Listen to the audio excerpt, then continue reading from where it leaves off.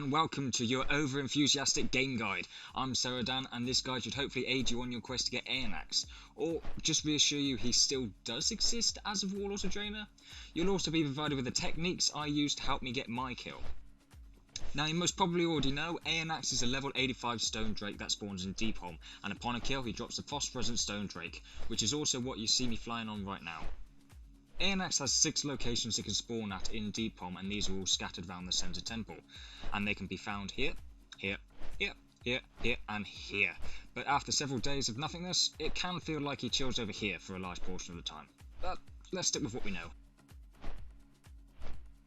However, as time goes by, you realise there is a 7th spawn point, this being yourself, as most other campers see it. I personally am not a big fan of people who do this. In fact, it's seen as quite rude. You don't know how long that person has been there, and it's like you're jumping a queue. So if you want to make friends, I suggest you don't do it. Keep to your own spawn point. But when he does spawn, he's always flying in little circles and not stationary on the ground. But his altitude for each spawn point are different, which is what you're seeing right now. And it's always best to know the level he spawns so that you can act faster when he actually does. Aeonaxx only has a 1 in 16 chance of spawning, and the other 15 chances will spawn a Bloodseeker, and you can only see this NPC if you're right on top of one of the 6 spawn points, if this wasn't hard enough already. So what is the probability it will spawn?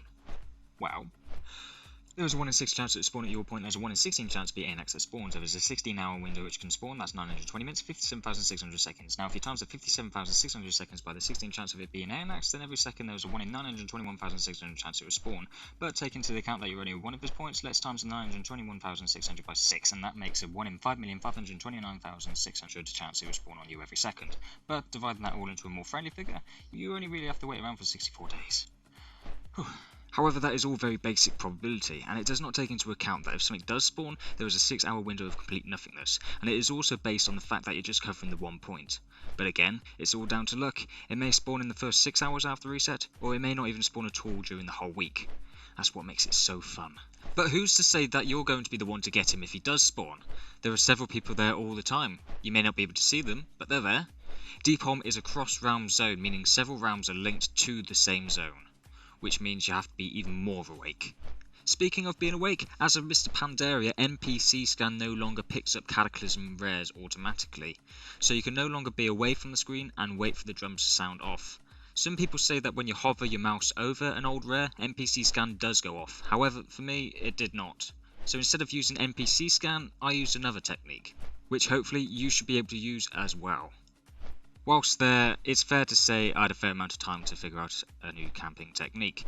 Seeing as NPC scan wasn't going to be a friend, I developed a macro to target Aeonaxx for me if he ever did spawn. And that he did. Not while I was camping, but the macro did pick him up in his mounted state.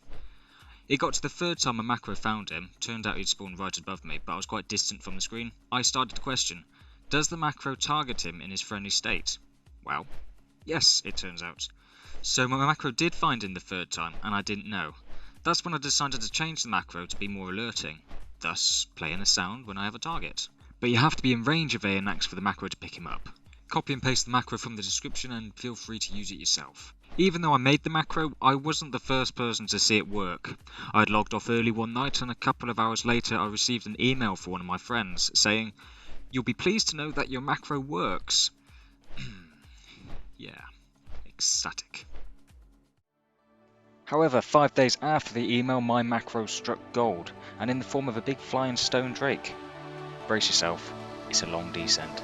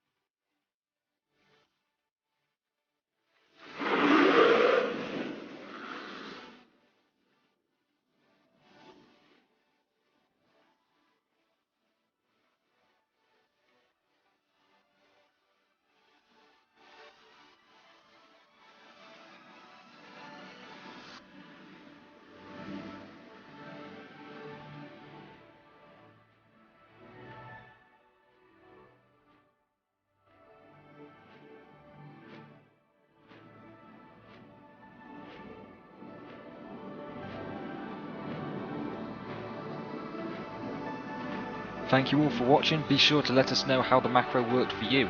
I can only wish you the best of luck with your journey and hope that yours is a swift one.